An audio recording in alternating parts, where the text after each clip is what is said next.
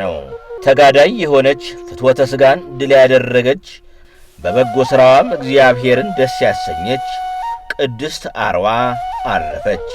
እናታችን ቅድስት ወለተ ማርያም መታሰቢያዋ ነው። አባ ሚካኤል ሊቀ ጳጳሳት። አንድ አምላክ በሚሆን በአብ በወልድ በመንፈስ ቅዱስ ስም በዚህች ቀን ለአባቶቻችን ሊቃነ ጳጳሳት 68ኛ የሆነ የእስክንድርያ ሊቀ ጳጳሳት ቅዱስ አባት አባ ሚካኤል አረፈ። ይህም አባት የቤተ ክርስቲያንን መጻሕፍት ስለተማረ አዋቂ ነበር። በልቡም አጠናቸው፣ በቃሉም አጠናቸው። ከዚህም በኋላ ንጽሕት ሰውነቱ ከአምላክ በተገኘ የምንኩስና መንገድ በመጋደል ክብር ይግባውና የክርስቶስ ጭፍራ ልትሆን ወደደች። ወደ አስቄጥስ ገዳም ሄዶ በውስጡ ብዙ ዓመታት ኖረ። ቅስናም ተሾመ። ከዚህም በኋላ በግብፅ አገር ወዳለ ወደ ሰንጋር ወጣ። በዚያም በዋሻ ውስጥ ራሱን እስረኛ አድርጎ 40 ዓመት ኖረ። ከዚያም የሚበዛ ኖረ። በዚያም ዋሻ ውስጥ ታላቅ ተጋድሎ ተጋደለ። የትሩፋቱ የጽድቁና የእውቀቱ ወሬ በተሰማ ጊዜ በእስክንድርያ አገር ሊቀ ጵጵስና ይሾሙት ዘንድ ኤጲስቆጶሳት ተስማሙ። ወዲያውኑ ይዘው በወንጌላዊው ማርቆስ ወንበር ላይ ሊቀ ጵጵስና ሾሙት። በተሾመም ጊዜ በጎ አካሄድን ሄደ። የዚህን ዓለም ጥሪት ሁሉ ንቆ ተወ። ከሚገባው ከሚያመጡለት ገጸ በረከት 1 ዲናር ወይም አላድ ጥሪት አድርጎ አላኖረም። ከእርሱ በየጥቂት እየተመገበ የቀረውን ለድሃና ለጦም አዳሪ ይሰጣል።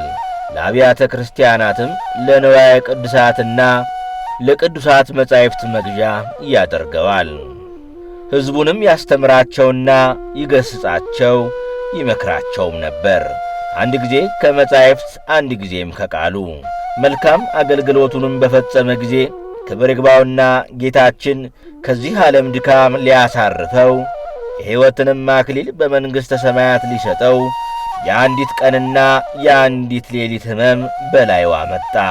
ከቶ አልተናገረም። በሚሞትበትም ጊዜ ክብር ይግባውና ጌታችንን አመሰገነው። ፊቱንም በመስቀል ምልክት አማተበ። ነፍሱንም ክብር ይግባውና በእግዚአብሔር እጅ ሰጠ። መላ ዕድሜውም 90 ዓመት ከ8 ወር ነው። ለእግዚአብሔር ምስጋና ይሁን። እኛንም በዚህ አባት ጸሎት ይማረን፣ በረከቱም ከእኛ ጋር ትኑር ለዘላለሙ አሜን። ሐዋርያው ቅዱስ ቆሮስ። በዚህችም ዕለት ከ72ቱ አርድእት አንዱ ሐዋርያ ቆሮስ አረፈ። ይህም ቅዱስ ጌታችን በሚያስተምርበት ወራት 3 ዓመት አገልግሎታል። ከእርገቱም በኋላም ሐዋርያትን አገልግሏቸዋል። ከእርሳቸውም ጋር መንፈስ ቅዱስን ተቀበለ። ከዚህም በኋላ ከሐዋርያ ጳውሎስ ጋር በመሆን መልእክቶቹንም ወደ ብዙ አገሮች ተሸክሞ በመውሰድ አገለገለው።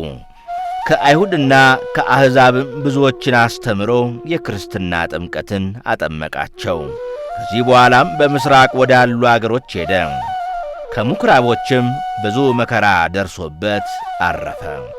ለእግዚአብሔር ምስጋና ይሁን፣ በረከቱ ከእኛ ጋር ትኑር ለዘላለሙ አሜን። ቅድስት ዜና ማርያም።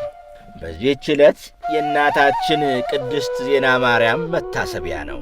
ከአባቷ ከገብረ ክርስቶስ ከእናቷ አመተ ማርያም በ11ኛው መቶ ክፍለ ዘመን በቅዱስ ላሊበላ ዘመነ መንግሥት በምድረ ነጋሲ በጎጃም ምድር በዚህች ቀን የተወለደች ሲሆን ለአቅመ ሔዋን በደረሰች ጊዜ በንጽሕና በድንግልና በምድረ ሂንፍራንስ ጣራ ገዳማ አካባቢ በሚገኘው በአቡነ እንድርያስ ዋሻ ለ25 ዓመት በጾም በጸሎት ምንም አይነት የላመ የጣፈጠ እህል ሳትቀምስ በቅል ውስጥ የሚገኘውን መራራ ፍሬ ከኮሶ ጋር በአንድነት ደርጣ ወይም አዋህዳ በመዘፍዘፍ ከ3 ቀን በኋላ በመመገብ እስከ ሕይወቷ ፍጻሜ ድረስ ጌታችን አምላካችን መድኃኒታችን ኢየሱስ ክርስቶስ በቀራንዮ አደባባይ ላይ የቀመሰውን መራራ ሐሞትን በማሰብ ሙሉ ሕይወቷን እየተመገበች ታላቅ ተጋድሎዋን ፈጽማለች። የተነሳ ሸክላ ማርያም ተብላ ስትጠራ የነበረችው ቦታ ስያሜው ተቀይሮ ደሪጣ ዜና ማርያም ዋሻ ተብሎ እስካሁን ድረስ በስሟ እየተጠራ ይገኛል። ከአቡነ እንድርያስ ዋሻ በመቀጠል ከአዲስ አበባ ተነስተን ስንጓዝ አዲስ ዘመን ከተማ በስተቀኝ በኩል ተገንጥለን 15 ኪሎ ሜትር ያህል የጥርጊያ መንገድ እንደተጓዝን በስሟ የተሰየመውን ደሪጣ ጻድቋ ቅድስት ዜና ማርያም ገዳም ላይ ቀሪ ሕይወቷን ምንም አይነት ዋሻ ባልነበረበት በከፍተኛ ተራራ ላይ እጅግ አስቸጋሪ ቀዝቃዛ አየር ባለበት ብርዱን፣ ፀሐዩን፣ ቁሩን፣ ረሃቡን፣ ጥሙን በመቋቋም ራቁቷን በመሆን መራራ ምግቦችን አዋህዳ በመመገብ በጾም በጸሎት በመትጋት አስቸጋሪ የሆነውን ተጋድሏን በመፈጸም በዚሁ በተቀደሰ ስፍራ ነሐሴ 30 ቀን በታላቅ ክብር አርፋለች። በዚህም ወቅት ጌታችን አምላካችን መድኃኒታችን ኢየሱስ ክርስቶስ ከእናቱ ከቅድስት ድንግል ማርያምና ከእልፍ አእላፋት ቅዱሳን መላእክት ጋር እንዲሁም ከሐዋርያት፣ ከሰማዕታት፣ ከጻድቃን፣ ከደናግል ጋር በመሆን ከሰማይ በመውረድ በታላቅ ክብር ዕረፍቷን አክብሮላታል። ታላቅ ቃል ኪዳንም ገብቶላታል።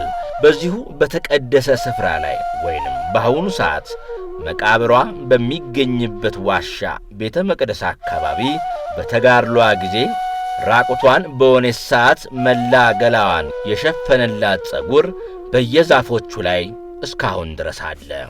ይህም የጸጉር አምሳያ ከገዳሙ በመውሰድ ብዙ ሰዎች በቤታቸው በመታጠን ከአስም እንዲሁም ከተለያዩ በሽታዎች እየተፈወሱና እየዳኑ ሲሆን ታላላቅ ተአምራትን እያደረገ ይገኛል። በዚህ ገዳም ከሌሎች ገዳማት ለየት የሚያደርገው ታሪክ ጌታችን አምላካችን መድኃኒታችን ኢየሱስ ክርስቶስ ከሰማይ በመውረድ ራሱ የባረከው ልዩ ታሪክ ያለው ጠበል የሚገኝ ሲሆን ይህም ጠበል በቦታው ላይ ሆኖ የተጠመቀ የጠጣ አሊያም ባለበት ቦታ ሆኖ የተጠቀመ እስካሁን ድረስ መካን የሆኑ ሰዎች በፍጥነት ልጅ የሚያገኙ ከመሆናቸው ባሻገር ከማንኛውም የተለያዩ በሽታዎች በመፈወስ ታላላቅ ተአምራትን እየሰራ ያገኛል።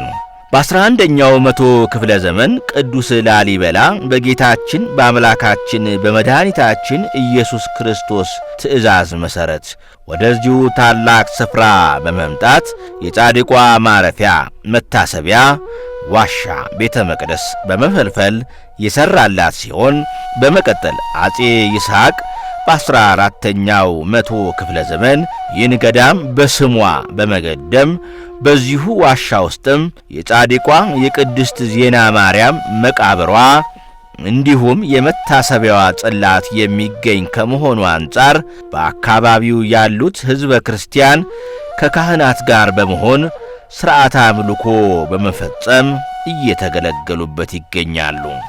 ይህ ዋሻም አስቀድሞ ሦስቱ ቅዱሳን ማለትም አቡነ እንድርያስ ዘጣራ ገዳም፣ አቡነ ተክለ ሃይማኖት ዘደብረ ሊባኖስ፣ ጻድቋን ቅድስት ዜና ማርያም ዘደሪጣ ውስጥ ለውስጥ በመንፈስ ቅዱስ ገላጭነት በጸጋ እግዚአብሔር ይገናኙበት የነበረ ሲሆን በአሁን ሰዓትም እግዚአብሔር የመረጣቸው ቅዱሳን ይመላለሱበታል። ለጻድቋን ቅድስት ዜና ማርያም የተሰጠ ቃል ኪዳን እግዚአብሔር አምላክ መርጦና ፈቅዶ በጻድቋ አማላጅነት ካለበት ስፍራ ተነስቶ የጻድቋን ደጇን የረገጠ ለ3 ግመል ጭነት ጤፍ ወይም 3 አህያ ጤፍ ያህል ነፍሳትን እምርልሻለሁ፣ ከሲኦልም እሳት ነፍሳትን አወጣልሻለሁ የሚል ቃል ኪዳን ለጻድቋ ቅድስት ዜና ማርያም ተሰጥቷታል። ከእናታችን ቅድስት ዜና ማርያም ረድኤትና በረከት ያሳትፈን፣ በጸሎቷም ይማረን። እናታችን ቅድስት አርዋ በዚህች ዕለት ተጋዳይ ነች። ፍትወተ ሥጋን ድል ያደረገች